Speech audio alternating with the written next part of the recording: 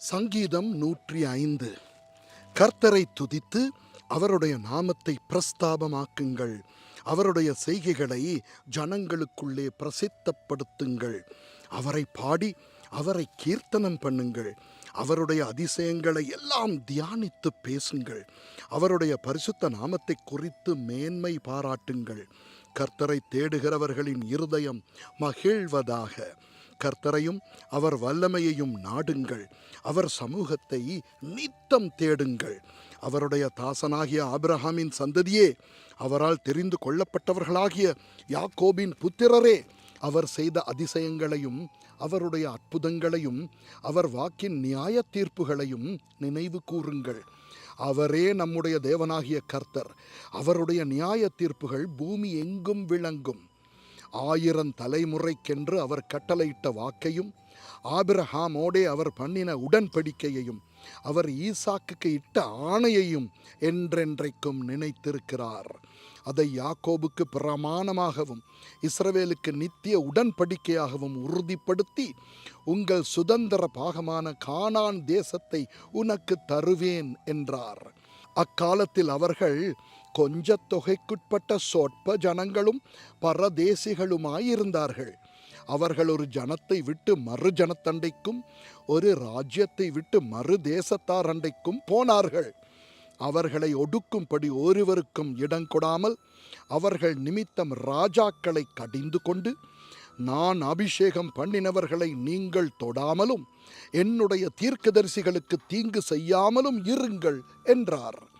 அவர் தேசத்திலே பஞ்சத்தை வருவித்து ஆகாரம் என்னும் ஆதரவு கோலை முற்றிலும் முறித்தார். அவர்களுக்கு முன்னாலே ஒரு புருஷனை அனுப்பினார். யோசேப்பு சிறையாக விற்கப்பட்டான். அவன் கால்களை விலங்கு போட்டு ஒடுக்கினார்கள். அவன் பிராணன் இரும்பில் அடைபட்டிருந்தது.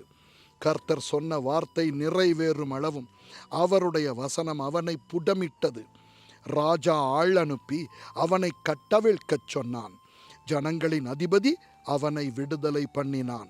தன் பிரபுக்களை அவன் மனதின்படி கட்டவும் தன் மூப்பர்களை ஞானிகளாக்கவும் அவனை தன் வீட்டுக்கு ஆண்டவனும் தன் ஆஸ்திக்கெல்லாம் அதிபதியுமாக்கினான். அப்பொழுது இஸ்ரவேல் எகிப்துக்கு வந்தான்.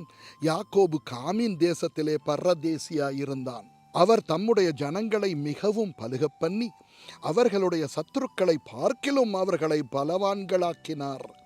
தம்முடைய ஜனங்களை பகைக்கவும் தம்முடைய ஊழியக்காரரை வஞ்சனையாய் நடத்தவும் அவர்களுடைய இருதயத்தை மாற்றினார். தம்முடைய தாசனாகிய மோசேயையும் தாம் தெரிந்து கொண்ட ஆரோனையும் அனுப்பினார். இவர்கள் அவர்களுக்குள் அவருடைய அடையாளங்களையும் காமின் தேசத்திலே அற்புதங்களையும் செய்தார்கள். அவர் இருளை அனுப்பி அந்தகாரத்தை உண்டாக்கினார். அவருடைய வார்த்தைகளை எதிர்ப்பாரில்லை. அவர்களுடைய தண்ணீர்களை இரத்தமாக மாற்றி அவர்களுடைய மச்சங்களை சாகப் பண்ணினார். அவர்களுடைய தேசம் தவளைகளை திரளாய் பிறப்பித்தது. அவர்களுடைய ராஜாக்களின் அறை வீடுகளிலும் அவைகள் வந்தது.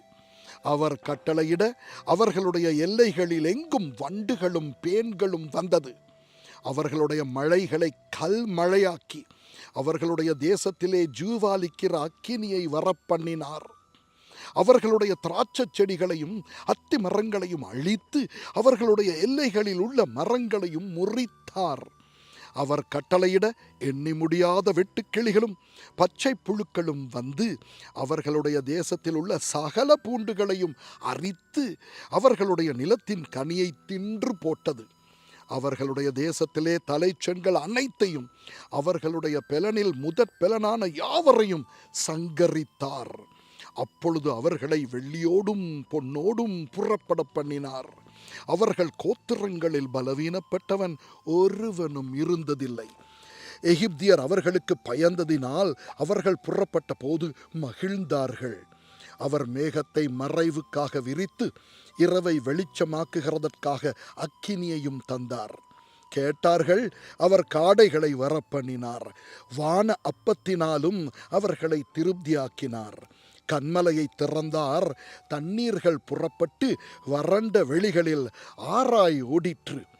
அவர் தம்முடைய பரிசுத்த வாக்குத்தத்தத்தையும் தம்முடைய தாசனாகிய ஆபிரகாமையும் நினைத்து தம்முடைய ஜனத்தை களிப்போடும் தாம் தெரிந்து கொண்டவர்களை கெம்பீர சத்தத்தோடும் புறப்பட பண்ணி தமது கட்டளைகளை காத்து நடக்கும் படிக்கும் தமது நியாயப்பிரமாணங்களை கைக்கொள்ளும் படிக்கும் அவர்களுக்கு புறஜாதிகளுடைய தேசங்களை கொடுத்தார்.